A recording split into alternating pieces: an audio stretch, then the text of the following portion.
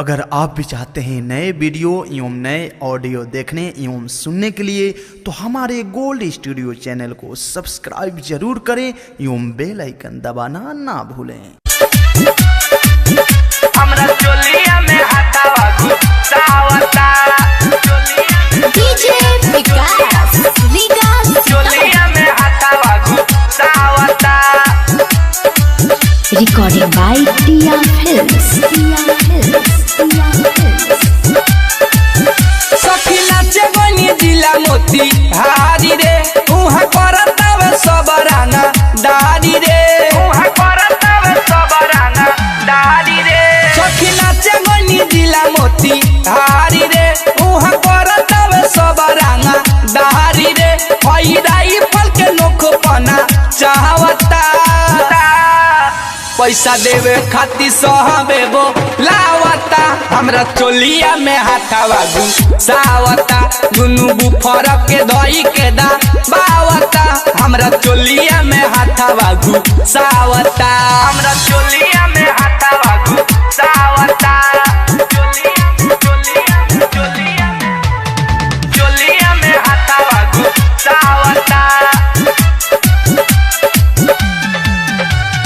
चोलिया में हाथावा गुस्सावता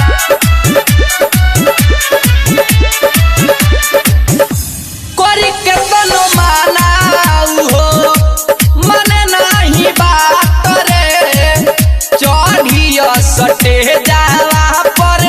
धइले हाथ रे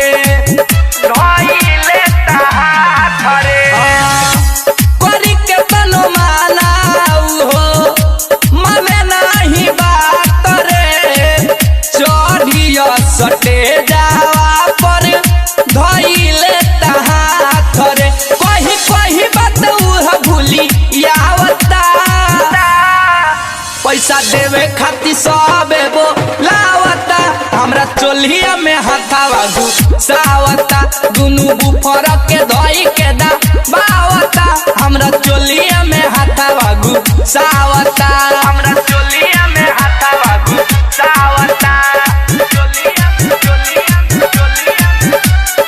चोलिया में हाथावा गुस्सावता रिकॉर्डिंग बाय टिया फिल्म्स चोलिया में हाथावा गुस्सावता ओ मोना मोन मोही हटे बोलई हो नाम रे और न लबेला हर केस कर साथ काम रे कर साथ काम रे मोना मोन मोही हटे बोलई हो नाम रे